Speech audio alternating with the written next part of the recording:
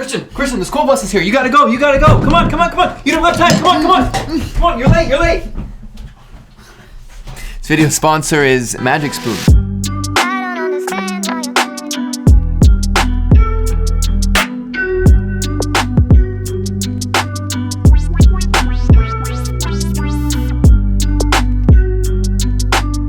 What is up, Watch Fam? I am Christian, the curator of the Theo and Harris Watch Shop. I'm a big bowl of cereal. No. I'm about to be a big bowl of cereal because today's episode is sponsored by cereal. Magic Spoon. This is so good. We'll talk more about that later. Maybe it's because we're old. We just don't have that high I concentration. haven't had cereal in so long. I haven't had delicious cereal. I don't remember the last time. This is amazing. We laughed for 5 minutes before this episode started. So I get another bite. I have to do a video. I'm taking another bite. Do you want me to pause? No. We'll do it. I'm Christian. He's Michael. We talk about watches every week, sometimes twice a week. New watches, old watches, watch news. I wish we weren't so pigeonholed. I wish we could talk about the real news. Okay, because I have a great perspective on all the fucking... No, I'm just kidding. Before we get into the first topic, yes. I think if you like watches, you ought to subscribe to this channel because we literally sit down and talk watches every single week. Yeah, without fail. And you won't know if you like this video yet, but when you do inevitably like this video, like it. Click the fucking thing up. I mean, click it up. Do me a fucking favor, all right? Don't break my balls. Just click the fucking thing, okay? Yep. Today we're talking about a couple of topics. One is a Rolex Daytona. And our favorite Daytonas ever. Yep. Not talking about the market right now, not talking about all the money, not talking about all the watches I wish I bought, just some of the best Daytonas of all time. Little Daytona history as well. Mm-hmm. Talking about Grand Seiko's new Birch in a different color. Yep. Amazing watch. Talking about watch winders as well. And whether or not they're worth $1. The ones that you sent are definitely worth more than $1. They are worth more than $1. Some of the craziest structures I have seen, let alone for watches. Yes. Oh, wait, sorry. Before we get into that, quick theory I wanted to run by you. Yeah. I got here a little late. Christian and I were supposed to meet at 3:30 p.m. Mm-hmm. I was debating on it if I text you that I'll be late or if I could have naturally bet that you would make it here by 4 instead of 3:30. If I didn't text you, do you think you still would have been a half hour late and forgotten the milk? Yeah. I didn't. I knew it. I'm starting to know. Yeah. Now, you know what the thing is so there's nothing wrong with postponing a meeting. Today especially, it does not matter. When Michael and I say 3:30, it could be just as easily before. Could be 8. But I probably would have been on time for 3:30. But once you say, hey, even if you said, can we push 5? If you said, can we push 5? No problem. Absolutely. I do something. I'm like, I could go to the mall in 5 minutes. Absolutely not a problem. I'll be there at 6. Yeah. That's so true. Okay, so we'll start off with Grand Seiko. I guess everything starts from, Grand Seiko is one of our favorite brands. Grand Seiko is a partner of TNH. You're actually wearing Omiwatari. Amazing watch. One of the best watches ever. Remember, you convinced me to buy one of those on camera. I convinced you to buy one. Yeah, you convinced me. You were going to get the Heritage. In green. Oh, not the Heritage, the special edition, the anniversary. Yep. And I said, well, I'm going to get the Omiwatari. And then you said, wow, I'm going to get the Omiwatari. Done. And now we match. Yeah. So everything that Grand Seiko does, well, most everything, comes from this idea of nature of time. Yep. That Mother Nature is the greatest designer of all time. Yep. No one can do it better. So she will be the basis for much of what we do. Yes. Then they add their incredible craftsmanship and their finishing and their movement technology and all that stuff. Yep. But they released this pattern last year called the Birch. Yep. Blew up the internet when it happened. They're kind of one of the most sought after watches. As far as the new watches are concerned. They focused their entire watch event around the white birch specifically. Unbelievable. Yes. The dial literally looks like the very distinctive pattern of white birch bark. Mm-hmm. It's fantastic. But now they're releasing that same watch in green. And birch trees aren't green. Well, they aren't. But in the summertime, the birch forest is so green because of the leaves. Yep. That they took a little bit of, not creative license, but they looked at it from a different point of view. And there is so much that is green about a birch forest. They did the watch in green, and it's crazy cool. Question for you. Mm-hmm. Do you think they need an explanation if they go for a different color? Like if they did blue? I thought about this, and I said, well, it's never ending, because it's birch at night. Yeah, right, I guess it's easier. Yellow, birch and sunrise. Yeah, right. And the truth is, it works. Because the quality is there, so it's not kitschy, it's not bullshit. Yeah. It works. And I could easily produce, or I could easily see us producing a commercial about the birch in the morning and the yellow gold light in a birch forest. I was coming from the angle, it's like, just go for it. Just, right. Obviously it's better to have something behind it, but it's like, if it's yellow, awesome. Yeah. I'll take yellow. I Gold, agree. Beautiful. The only thing they didn't change. Red. When you murder someone in a birch forest, the red. Blood everywhere. Blood on birch. We're like, okay. Okay. They're like, make a commercial about that, about murder. Like, you've seen Pulp Fiction. I have. You can, put blood on a birch tree in Japan. Okay. Logan Paul's like, I'm in. A little weirder than Magic Spoon's ask, but. But there hasn't been a lot of changes to the birch watch in general, or I guess to the white birch. This is a high beat movement, as it was. Yep. And the biggest change, which is kind of interesting, is it looks like Grand Seiko is now opening up their polishing repertoire, I guess, because the hands are now, they're matte, they're not shiny. So it looks like, obviously, Grand Seiko's biggest pride for their polishing is Zaratsu polishing, which is incredibly fine, mirror-like polishing, very, very sharp edges. Yeah. I kind of really like to see that they are now mixing it up, because that usually means they aren't locking themselves into something as they grow, which usually happens when you grow. You're like, okay, the business does this, so we have to do that. Right. And then it becomes that company. Yeah, I find a lot that, whether it's in watches or elsewhere, business owners build their parameters, and they think that their consumer has the same strict parameters, and they just don't. Right, exactly. That's it. So it's really cool to see, like, even the dial of the watch, obviously, it's not purely, this is a tree now, it's the forest.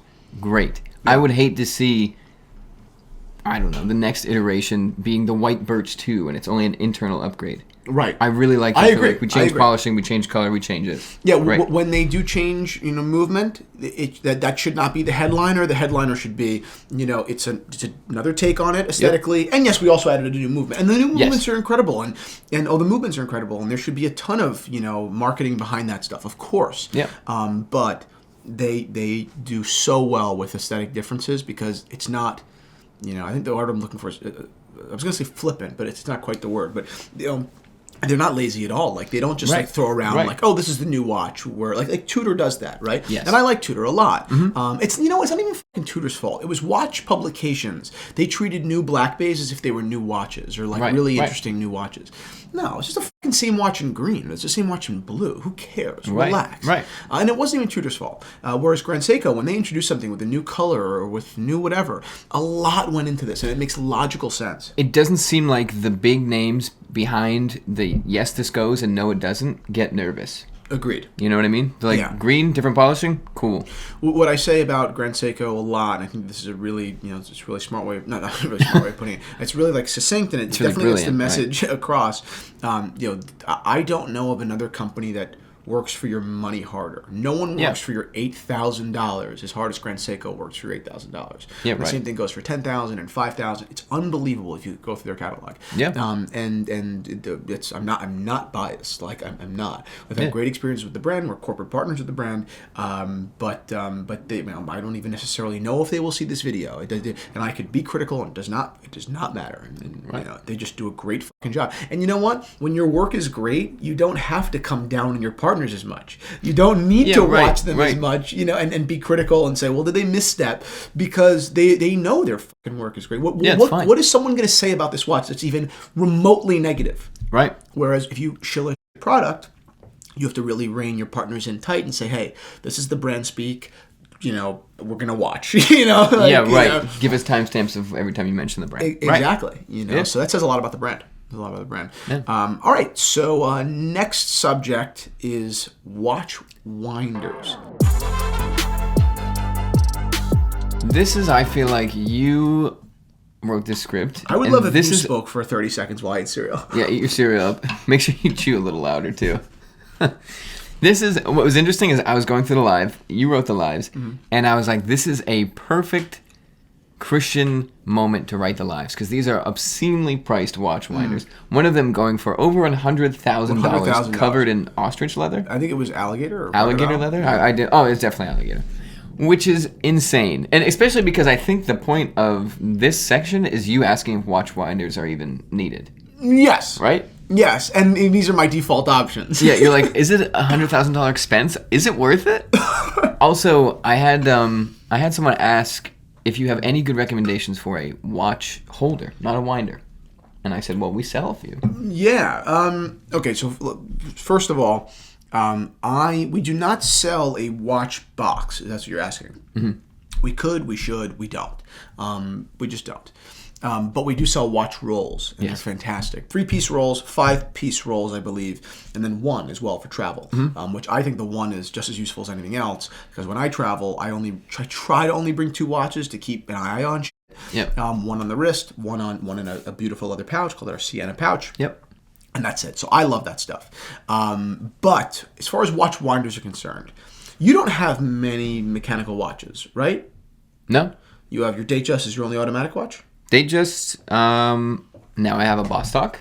Oh, that's exactly right. Yep. But that's manual. No, that's automatic. It's automatic. Yep. Okay, well, there you go. So you would have, in theory, 2 watches that could benefit from a watch winder. Yeah. Again, it's just for anyone that doesn't already know, watch winder is basically the machine itself in the box winds the watch, or rather rotates the watch to activate the oscillating weight, to power the movement, so that when you go put it on again, you don't. It's on time. It's on time. The date's set. Everything's exactly. good to go. Obviously, today most modern watches, I'm sure there's an exception somewhere, are quick set date. So fixing a date is very, very easy. Of course. More complicated watches like annual calendars, perpetual calendars, watches that are not just keeping track of the time and the date that you can fix easily, but also month, leap year, etc. That's the only time I think a watch winder is worth it. And it makes sense. The 2 that you're showing me, I guess if you have watches to that esteem, you would probably want something like this. If I had a perpetual calendar, there is no question I would have a watch winder. Yeah. Absolutely. That's the only time that I would buy a watch winder, because it's actually a functional thing. Yeah, right. But so far as winders are concerned for other watches like Rolexes and or rather watches that are time only, quick set date or whatever, I see no utility. Now, that being said, it's not just convenience. A watch should never be a stationary, one position, unused for extended periods of time. Yeah, of course. The odds are nothing's going to happen that is noticeable, but again, at some point, it'll explode. Exactly, explode and it will kill your entire family. Yeah. The oil itself, the lubricants themselves will kind of. It's a machine. It'll the wrong word, but they will. They're not moving. Things aren't moving, so they get stationary and they clog functionally. Yeah. I've seen this way more on vintage watches than modern watches. I've never actually seen this on modern watches, to be honest. But I know that when I've bought Safe Queen, especially like watches that have never been worn, the service is very different. It's not. The problem isn't there's a broken part. You don't need a new wheel. You can just tell that there's this. It's almost like this buttery substance, like this disgusting, this just a coagulated oil, on a watch because it just never moved, Yep. So yes, in theory that is the case. I highly doubt that is the reason why you're getting a watch winder. Yeah. It's probably just because it's another way to spend $3,600 and you're bored. Someone that never wears a watch, and it gets to the point where the gel or the oil starts to gel, is probably not looking at watch winders. They probably don't. Do you know what I mean? Exactly. Exactly. Yeah. I mean, I was going to make fun of people who have watch winders because they're not that useful for most people's watches, and they are a little bit of a silly way to spend money for most people. But then I said to myself, wait, I love perpetual calendars, and every time that I've ever owned one, I've never set the date. So we're talking about if I'm justifying a purchase based off of utility, well, that's a little bit silly because now I'm a hypocrite. So right. I guess if you want to watch one, buy one. And it's kind of like people in this hobby obviously are fascinated by machines and mechanics, and this is a machine in and of itself because it doesn't just run; it stops and lets your watches actually use up some of their power source, and it's aesthetically. You have this on your desk or table or something, and you see all your watches spinning throughout the day. It's also the easiest thing to just, when you break into a house to rob a home, to just grab the winder. Get the spinning watches! Just in case the thief didn't see your watches, they're spinning. But I can definitely see a specific person opening his dark wood room to a guest. And all of his gold Rolexes are spinning instead. You know what I mean? I get that. And ultimately, I think it's a matter of vanity. I think it's a matter of vanity, and I get it. I mean, I get it. Who the fuck am I? I wear crocodile loafers and gold watches this is all disgusting. the time. We both draw the line at watch winders. Yeah, exactly. Now, this is just an interesting thing, which I think is a little bit more useful, believe it or not. Well, yeah. It is a safe. Yeah, right. There is a use to it. Exactly. That is one hell of a safe, though. I know. Oh my this God. is a $104,000 safe. To give a little bit of context, the comparable safes that I found from Wolf and other brands that sell watch winders were around like $20,000 or $30,000 that were large. Again, that's probably even a lot. I mean, if I did more research, I'm sure I could answer this question myself. But for you people down below, for you people rather here watching, comment down below if you are into like gun storage. Because those are the only sorts of people that I know of that actually have large, like safes this large in their homes. So what is a premium rifle safe? What does that cost? What is that, $150,000? Yeah, right. Exactly. So then obviously comparing it to not only, the brand, but obviously the amount of money. I know that there is not $70,000 of crocodile here. That's for sure. Of course. This is a bullshit price. From a brand that I have I don't give a fuck about this brand. No, they're like the watch wander people. Really? I think they're expensive, but it's also because I don't value their product. So yeah, of course. I'm not really being totally objective here. I'm being a little bit subjective. This is insane status. Do you know what I mean? Yeah, my incredibly expensive watches and just money or whatever I keep in a safe is inside of this alligator lined. My gold bullion. Yeah. Oh, that's what they show in it, right? Speaking of which, did you own any gold bullion? No. You want to get in on it? Kind of cool. No, it's just kind of cool to show people. Like, here's my gold. Here's my gold. Doesn't have a watch winder. Yeah, opens the door, stacks of gold bullion. It's cool. It reminds me of this Ralph Lauren crocodile dresser that I have seen before. Ralph Lauren, is that a watch company? Yeah. Imagine how nuts. Wow. Right? And there are some really nice ones too. Like that. Yeah, look, that's what I'm talking about. Tell me that's not me. Yeah, that's you. It just stores loafers. Yeah, it just stores and other loafers. forms of crocodiles. Yeah, isn't that cool? Yeah, that's nuts. Yeah, is it real alligator leather? Oh yeah. Wow. Look, it's one alligator. It's the belly. Wow. It's the exact alligator. It's nuts. Wow. You know what you'd have to do. And if it's not, well, I guess it's 3 bellies technically. I guess it's probably 1 belly each. That's what it's 3 bellies, but still, how incredible. You have to put the guts of the crocodile inside. Yeah, exactly. So it's more realistic. Yeah, I love exotic. I love exactly. exotics. Okay, weirdo. Exotic leather was definitely something that like culturally I grew up with. Mm-hmm. It's like it was definitely something that you bought a lot of if you were from Brooklyn, living through the 60s, 70s, 80s, and 90s. Really? All alligator crocodile? Or is it ostrich? And it's everything. Ostrich, okay. snake. I just have always liked... I like ostrich and then obviously, alligator and crocodile. I don't wear a lot of it. Yep. It's rather loud. Not exactly true. Wait, can you grab something from your... So you don't wear a lot of... attaché? So you don't wear a lot of alligator? I don't wear a lot. Absolutely not. It's obviously something that's in the watch community because of watch straps and stuff like that. Yeah, right. But really, I found that it's like the other big subculture is like actually golf culture. I was just about to say, the belt culture in golf. Oh yeah. Insane. Yeah. We were obviously at a PGA event or PGA Tour event, and all of the belts. I was like trying to send you pictures of them, and then I was like, I'm kind of just taking pictures of these guys. Yeah, like, literally. Belt areas. Guys are spending thousands of dollars on belts because it's like it's a thing. Like it's probably of equal importance to their watch. Like which is kind of interesting. In such a well, I guess most sports are. It's like the way you have to dress is very structured. So it's like, where can I show myself best? This belt. Totally. Yeah, I happen to like exotics. This Churchill 12-piece watchwinder safe at $104,995. I think that's much. I think that's too much. Oh, yeah. And I would not buy this. Really? And next time someone asks me, because people ask me all the time, what's your recommendation on watchwinders, meaning brands? I don't have one. I don't have one. I don't have one. My opinion on watchwinders is the same as figure skating. I don't know. I just don't know. Speaking of which... Your opinion on figure skating is you don't know? I don't know. I think... What do you want my opinion on it? Yeah. Is it cool? Wait, I have no idea. I don't know. It's not something I'm interested in. Fascinating. You know what I mean? I always took you as a figure skater type. Trying to be funny with me? No. Trying to be cute? No. He got all Italian.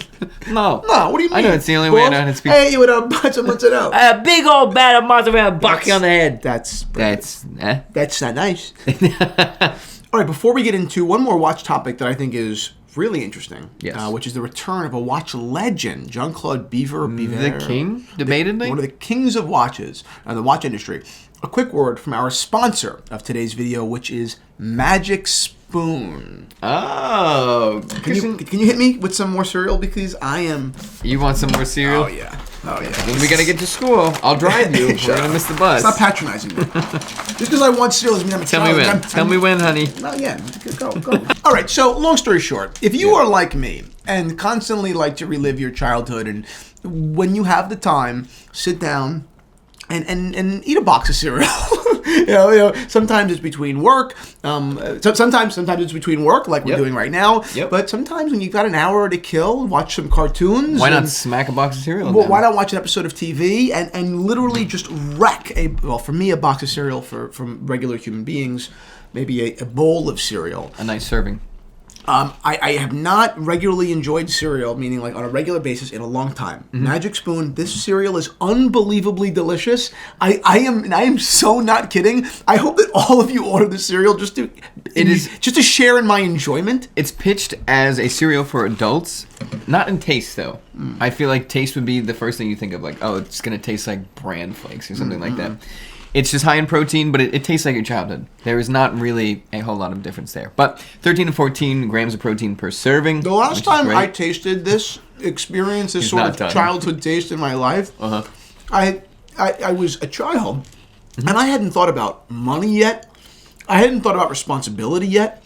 I don't even know if I was thinking about girls yet. My life was so good then. Same. And now it's great, but for different reasons. I had to think of cereal and vitamins. Yeah. You ate, why do you think of vitamins? You ever chew a non-chewable vitamin and go to the school bus? I don't know what's wrong with you. Okay, all I did was cereal. Okay, 13 to 14 grams, low in carbs, only 4 net carbs, 0 grams of sugar, gluten-free, grain-free, and 140 calories per bowl. This is not just delicious and delightful and brings you back to childhood and when you used to be happy. And we're still happy.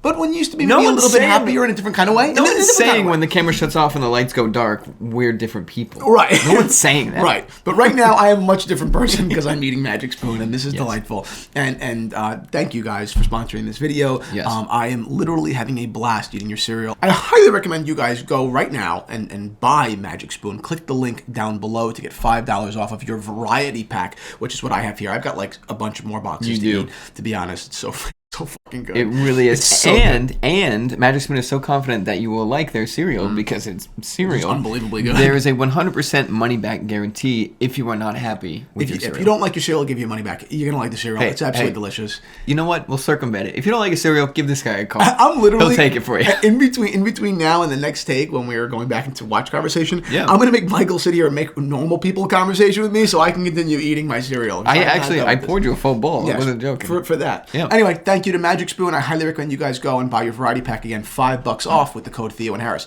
MagicSpoon.com/Theo and Harris, and do it. It's really good. Thank me later. All right, back to business. Yes, sir. Jean-Claude Biver. The man that makes brands. A legitimate legend. This is a man that kind of made his bones at Audemars Piguet. Back in the day. This is a man that resurrected Blancpain from nothingness and made it in many ways what it is today, laid the foundation for what it is today. At least he didn't do anything that Hublot. Yeah, the man that literally invented Hublot, and then went on to be the president of LVMH's watch division. This is the man that, like, a company celebrates if they got him, no matter how good they're doing. Yes. Like, oh my God. Yes. This is the guy that does it. Exactly. A thoughtful man. I don't know him personally, but everything I've read, a thoughtful man, a funny man, apparently a good friend to a lot of people. It's just a fucking legend that everyone in the world, in the watch world, loves. Yes. And he has a golden touch. Kind of so far, everything he's touched in watches has done really, really well. Yes. I don't know about LVMH. I don't know what he did there. I don't really know. I know that he was part of the pioneering of smart technology at LVMH. Okay, sure. But again, really, as far as the main highlights, happened before that. Doesn't mean he did a bad job at LVMH. Just don't don't know about it so much. Well, and also when you take a company that big, how much growth can you fester, I guess? Right. Especially in a relatively short period of time. Exactly. So I also think that when he was at LVMH, I think that he kind of knew that this was kind of it. Yes. And then he was going to retire. Yeah. You know, kind of run this company, push them in the right direction, and just leave. Right? Mm-hmm. Maybe foster even a better relationship with massive conglomerate.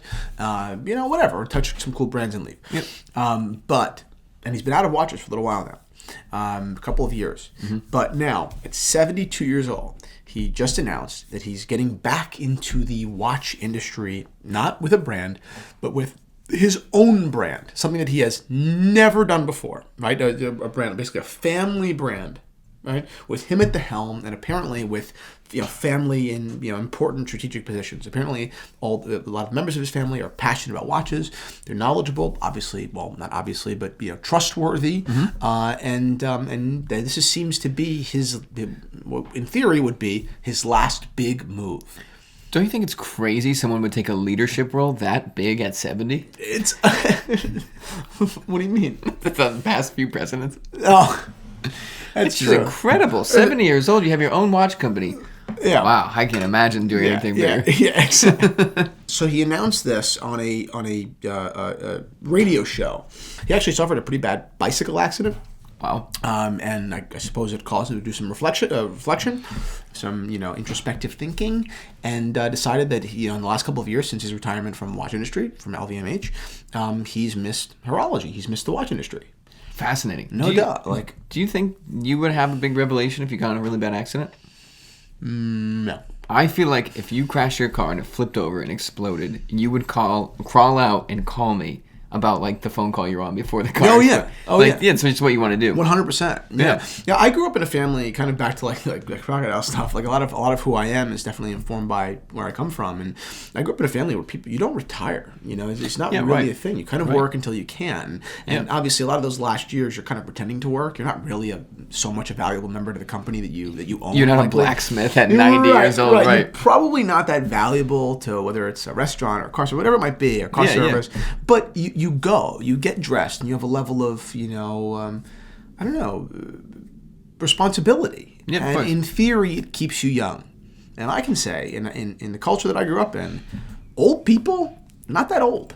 Yeah. They're fucking sharper than a lot of the 40 and 50-year-old people, even quote-unquote important people. And importance isn't, just because you have a title doesn't mean you're competent. And I've come to know that, We've both seen it many times. Very closely. Stunning. In the last couple of years. Amazing. Oh, yeah. Kind of fucking morons run companies. We come out leaving less sure than we were going in. Yeah, exactly. But yeah, I really believe in that. So I definitely, not only admired, but understand where he's coming from. Yeah, you want purpose. It looks to me like this accident happened, but it's not like the accident happened and he was like, I need to start a watch company. I think it was always I really would have loved to have started my own thing. I built all these brands, but I would have loved to have my own thing. Fell off the bike and was like, I have a lot of life left. I'm starting. I have tens of millions of dollars. What am I doing? More connections than anybody. I'm widely loved. Anything I touch is probably going to turn to gold. Yeah. Even if it wasn't that great. And then, given his expertise and his connections, what he's going to produce is probably going to be fantastic. Yeah, so exactly. I think that this is the right move. I get it. I definitely a little bit not fantasize as in I genuinely think I would like it, but I like the idea of not being a participating member in business. I like the idea of chilling out and being kind of on the French countryside, drinking common wine and writing. I like that idea. You like that idea? I love that idea. Huh. But in all likelihood, that's probably not in my DNA, and it's not in his either. And he's infinitely smarter than I am. I'm not relating it that way. I'm just relating it into this, this inner kind of need to keep going and keep moving. And I get that. I think that you get it too. Even when we're on plane rides, if I take a nap, you're still working, and not even on your own projects. Not, you know what I mean? Right. So you think you relate as well, right? Do work till we die. Work till we die. We'll sleep when we're dead. Sleep when we're dead. I have a friend that was in the Israeli army, and I said, "Well, that's," and he's American too, so he actually chose to go fight. I was like, "That's nuts." Who chooses? Whatever. Okay, God bless. Right. Good for you. I don't have that in me, but God bless you. Yep. And he said, I said, were you afraid? And he goes, well, what doesn't kill you makes you stronger. And I said, I guess that's right in principle. Yep. And he goes, and what kills you makes your mother stronger. I was like, okay, oh my God, my mom would kill My mom me. is strong enough, as is yours. A friend of mine from college, this kid, he's a fantastic guy, works in D.C. and he's from Brooklyn, and his mom is this very, very loud woman. She's a lovely woman, and he served, and she always said before he would leave, Joseph, if you fucking die over there, I'm gonna fucking kill you. I'm gonna kill myself. I can't handle it. He's like, Mom, I'm fine. I'm in Washington. I'm deploying next week. Everything's gonna be fine. I'm working in an office most of the Joseph, if I have to fucking go to your funeral, I'm gonna fucking kill you. He walks up in the most loud outfit at the with funeral. the glasses. Crying, Oh my God. Anyway, so that's Jean-Claude Biver, and I think that's just fantastic. I think it's just great. God bless him. Yeah. Do what you want to do now, or fall off a bike and then do it. Yeah. The choice is yours. Go for a bike ride, you lazy prick. All right, next topic. Rolex Daytona. Rolex's connection to the racing industry dates back to the 1930s, I believe 1932, and the race car driver was Malcolm Campbell, I believe. He was not an official partner of Rolex, but he did wear Rolex Oyster watches, not a chronograph. Rolex chronographs didn't appear until the 1950s, and there were two generations of Rolex chronographs that were not Daytonas. Now they're called pre-Daytonas. The watches looked somewhat similar. I actually love them both, but the second generation, more modern, but amazing, especially in black. It's also it's before the Daytona was the Daytona, so it's like you could see Rolex knew what they wanted, but at the same time we're like, do we make it an oyster case? It's just a chronograph? What is it? It wasn't until the early 60s that Rolex actually designed what we know now as the Daytona. Yes. Originally it was called the Le Mans, another race, obviously 24 hours Le Mans. Yep. And then Cosmograph. But then eventually, I think it was 2 years later, I believe in 65, they named it the Daytona, and that name has since stuck. Very cool to think about it. That they're like, well, we'll call it this. Very cool. Most famous watch in the world. Most famous watch in the world. Yep. And some of our favorite Daytonas, or my favorite Daytonas. Yep. But I guess starting with that old era, that vintage kind of aesthetic. Well, they're vintage watches, but that really beat up old watch looking. This is a 6265 that I found brown from auction. subdials. Yeah, so you've got these tropical brown subdials that were born black. You've got a steel bezel and then screw down pushers. Screw down pushers are my favorite sort of pushers, better than push in my opinion. Really? Screw or push? Are you asking? Yeah, pump. Screw or pump? Pump.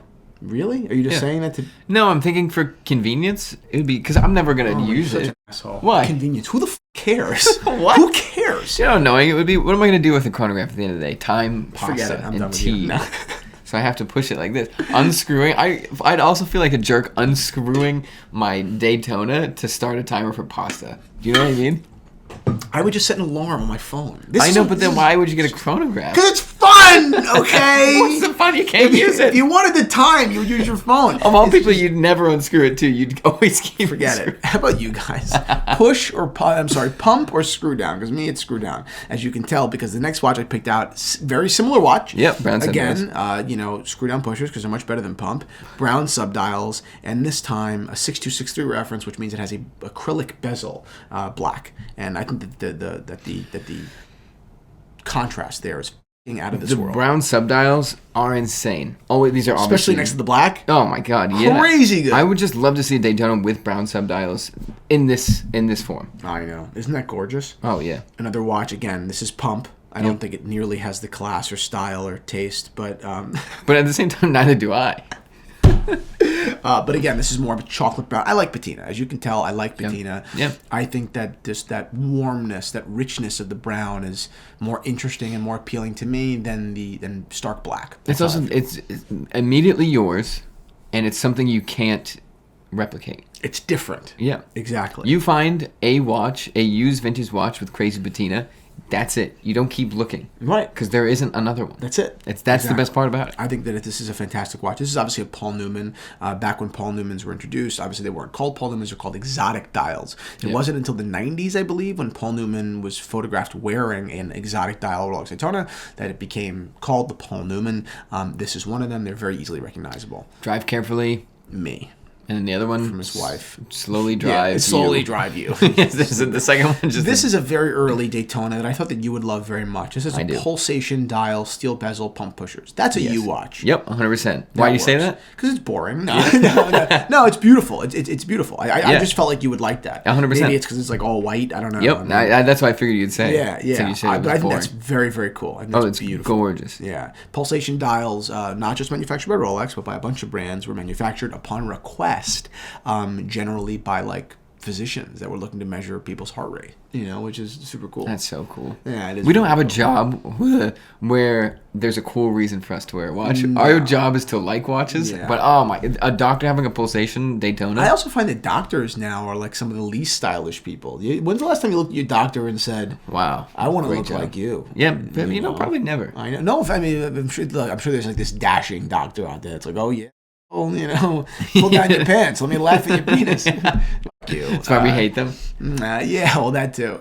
I had a doctor once. I was in the hospital, and he was clearly very busy, but he had an SKX on. So cool. he was taking some vital for me, and I was like, "Oh, is that an XKX?" And he was like, It is, and trying to change the subject, and I was like, "Oh, that's awesome! It's a cool watch. It's a cool watch. It's a cool watch. Your name strap. Yeah, pull down your pants. I tell you for once, pull down your pants. Yeah. This is a legend. Well, it's actually called the Legend. I think that's a stupid nickname. Yeah. But 6263, yellow dial, black, just immaculate. This watch sold for $4.18 million a couple of years ago, which we do decree is a lot of money. We do decree it's a lot of money. I do concede that, and I believe there were questions about this watch's originality. There were. I would assume it's because it's literally perfect. It's literally perfect. I can't get too far into that. I'm not saying this watch is not legitimate. I'm not saying that. Yeah. I just know that there were questions around it, which was very, very interesting. Yeah. But $4.18 million, one hell of a watch, and I think one of the most beautiful Daytonas of all time. Agreed. Yeah.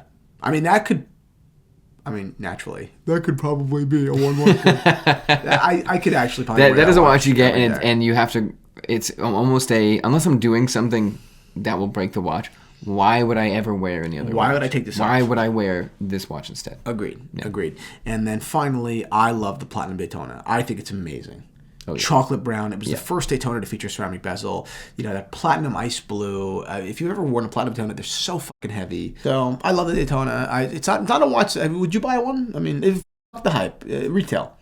New? Would you spend? The answer is no. I know you wouldn't. But I was gonna say I would get vintage 100%, but new, actually, yes. You know why? I was just talking to someone about the size. It's perfect size. It is a perfect size. Yeah. The watches are incredibly wearable. But it's just, forget the hype. You would really go to the store and buy one? I don't think you would. Well, here's the thing. I think you would say, well, imagine what the money could do for me in the market. Every time. You're rich right now. I'll be rich in 60 years. Yeah. I'll be 86 and go get a Daytona. Guy I know, guy's a douchebag, but old dude bought a Ferrari, and he goes, I got a Ferrari. I said, oh yeah, well I'm young, it's like, yeah, right. Look at the way you look. Yeah, right. Out of here. Yeah, right. Anyway. 100%. I would go to the AD, try it on, have the money, and then be like. And the market average is 10% year over year. This watch doesn't really cost me $12,000. It really cost me compound. Over the course of the next 15 years, the watch will actually cost me like $31,000. And this is a $31,000. Then over the course of 30 years, when my kids are in it, this watch will shut up. I walk out super confidently. The watch goes second market for $300,000. I'm like, saved it though. Anyway, I wouldn't buy Daytona.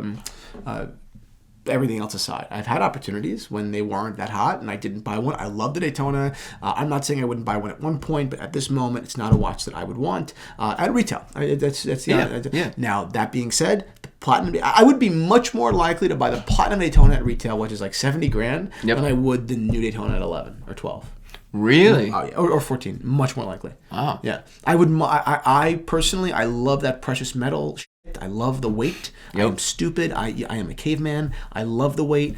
I would actually prefer to save if I had to buy the platinum than a steel. Or I get the yellow gold at 40. I mean, I would genuinely buy a yellow gold Daytona at 40. It makes sense at the end of the day. If you're going to get a Daytona, why you're going to get the first one you see instead of the one that you've always wanted. Right. If you finally get a Daytona. Yeah, exactly. I think the way that I've always looked at it, and again, this is a very personal remark, so this should not be for anybody else, but you can apply this to anything, right? Is, I would rather spend, in this case, $40,000 than waste 12 or 14. Yeah, right. And that sounds so stupid, but don't take it like that. Don't take it like this, arrogant thing. I would actually rather go without for extended periods of time if need be, years, decades, if I need to, then again, what I would actually do is I would buy the $14,000 one and save and save and save and save and save, and then and then I would eventually trade up. That's what I would actually do. Or now you would just buy the first one. You almost have enough money for the second one. Yeah, right. Well, that's true too. Yeah, but I would that's what I would do. I would actually buy, continue to save, and then trade up. But if I only could buy one, I would 100% not go for the instant gratification. I'd wait out. And final note: we see it all the time because we work with people that buy watches all the time. They buy the watch they either think they should get, or the one that is not exactly the one that they get, but it's not as normal. Yep. And they regret it. Yep. And then they sell it, usually if it's Rolex at a gain, which is fine, but in reality, you sell it at a loss, or it's more work, or you can't get it. And that's you spent that money instead of bought something that you really want. Exactly. Yep. All right. Well, thank you everybody for watching today's episode. I'm going to get the out of here. Thank you to Magic Spoon. I'm going to actually have more cereal now. Wow, that was so good.